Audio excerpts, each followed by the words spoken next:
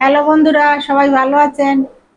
আজকে দেখেন একটা রেসিপি নিয়ে এসেছি। আমি আজকে বৃষ্টির দিনে আমার বর বাড়িতে আছে, বলছে একটু ছানার কোপ্তা করবে। মাঝে মাঝেই করে দিই, ও খেতে পছন্দ করে। তাই আমি আজকে সেটাই করব, তাই আপনাদের সঙ্গেও শেয়ার করে নেব। এই ছানা এই ছানা আমি লেবু দিয়ে, দুধ জ্বালে ছানার লেবু দিয়ে রস দিয়ে কেটে রেখে দিয়েছি। এই যে আমি 500 দুধ নিয়েছি, প্যাকেট দুধ। এরা তো জল ঝরানি লাগবে না, যেটুকু জল ঝরে গেছে এটাই আমার হবে। আমি কিভাবে করি পুরো ভিডিওটা আপনারা দেখবেন, আমার সঙ্গে থাকবেন। ছানা ভেঙে নিলাম। এই ছানার মধ্যে আজকে আমি একটা আলু দেব। আমার কিছুটা ছানা লাগবে, পরে আমি তুলে রেখে দেব, এই সাইডে থাক। আর এই যে আমি একটা আলু সেদ্ধ করে গ্রেট করে নিয়েছি, যাতে গুটি গুটি না থাকে, সুন্দর করে এই ছানার ভিতর দিয়ে দেব। আর এই ছানাটুকু আমি তুলে রেখে দিলাম ওই বাটিতেই, এটা সাইডে থাক। ছানার মধ্যে দেবো লবণ স্বাদ মতো, কেন আলু দিয়েছি এই জন্য একটু বেশি লবণ লাগবে।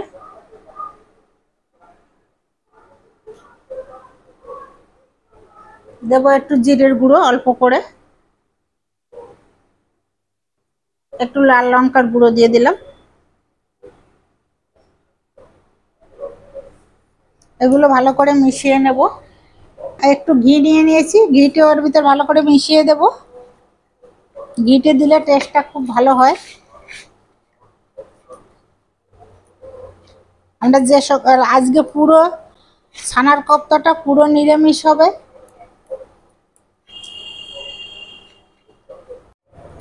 আমি হাতে একটু ঘি নিয়েছি, ঘিটে হাতে মেখে নেব, তাহলে হাতে ছানাটা লাগবে না।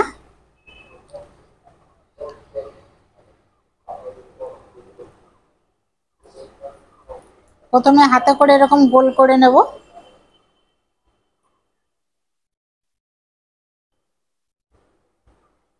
গোল করে নিয়ে একটুখানি চ্যাপটা করে নিলাম। সাইজটা আপনাদের পছন্দ মতন আপনারা করে নেবেন। আর লোক যে বাড়িতে বেশি আছে, কম বেশি করে একটু ছানা নিয়ে নেবেন। এই যে কি সুন্দর লাগছে। এই রেখে দিলাম। এইভাবে সব করে নেব। সবগুলো ছানার কোপ্তা বানিয়ে নিয়েছি। 8টা কোপ্তা হয়েছে। এদিকে কড়াই গরম বসিয়ে দিয়েছি। আর আমার আজকে তাড়াতাড়ি ভাত লাগবে, ভাত ওই সাইডে বসিয়ে দিয়েছি, সব হয়ে যাবে একসঙ্গে। ঘি আর তেল গরম হয়ে গেছে। পনির ভাজতে অবশ্যই ঘি দিতে হবে। এবারে একটা একটা করে আমি ভেজে নেব কোপ্তাগুলো।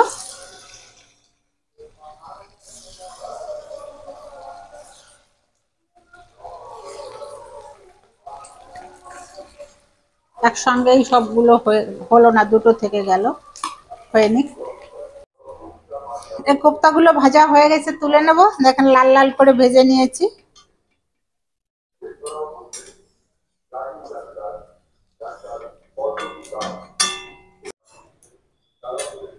কোপ্তা ভেজা সব হয়ে গেছে। ভাজার পরে যে যে তেলটা ছিল কড়াইতে, ওর ভিতরে আলুগুলো ভেজে নেব। আলুটা আমি হাফ সেদ্ধ করে নিয়েছি। এখনকার আলু ভালো তাড়াতাড়ি গলতে চায় না, ভালো গলে সেদ্ধ হয় না দেখে, এই জন্য আমি হাফ সেদ্ধ করে নিয়েছি। আর যে সব কোপ্তাগুলো ভেজে নিয়েছি,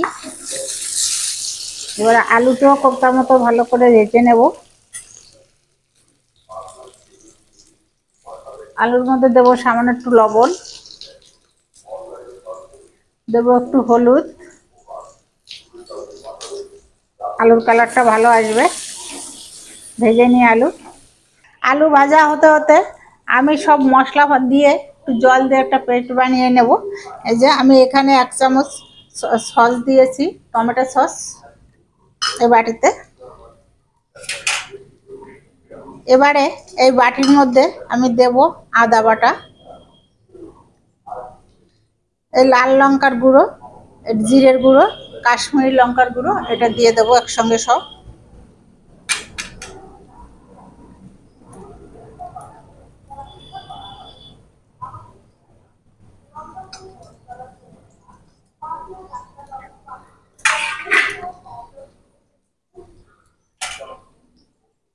দেবো স্বাদ মতো লবণ,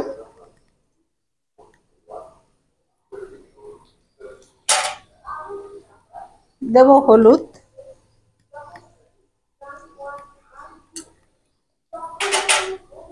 এবারে দেবো একটু জল,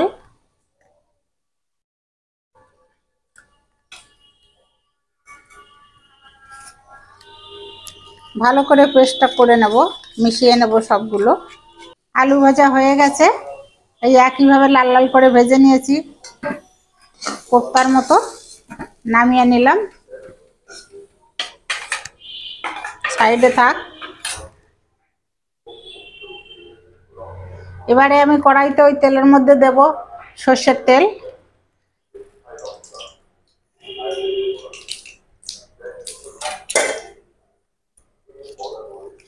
ফোড়নে দেব দুটো তেজপাতা,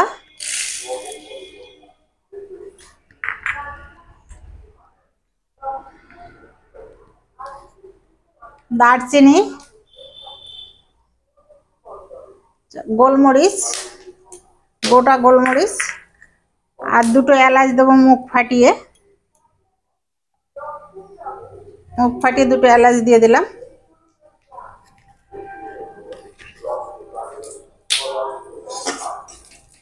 এবারে ওই পেস্টটা করে রেখেছিলাম এটা ঢেলে দেবো।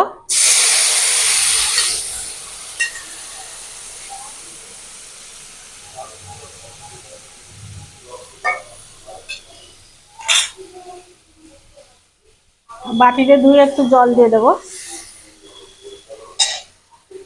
ভালো করে মশলাটা কষিয়ে নিই।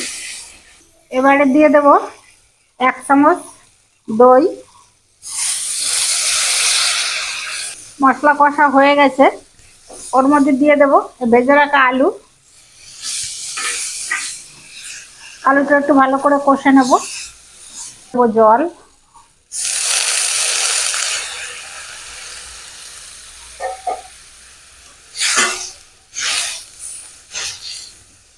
কারেন্ট চলে গেছে, অন্ধকার লাগছে, আপনারা কেমন দেখতে পাচ্ছেন আমি বলতে পারছি না।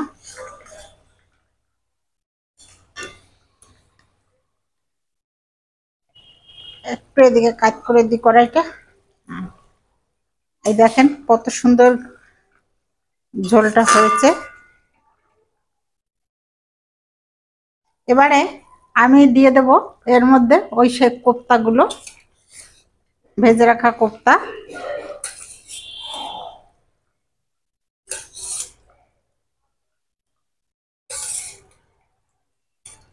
আমি রেখেছি তাই আস্তে আস্তে ফুটছে। আলুটা সুন্দর করে সেদ্ধ হয়ে গেছে। এবারে দেব ঘি, ঘির মুখটা ছোট, চামচটা বড়, এই জন্য আমি এইভাবে দিলাম,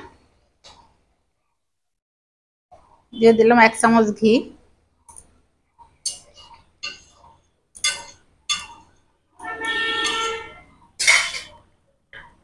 এবার দেব গরম মশলা,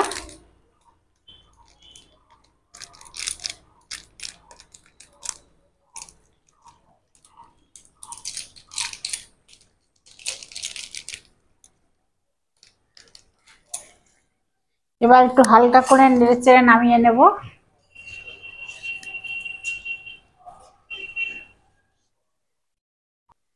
এবারে আমি নামিয়ে নেব।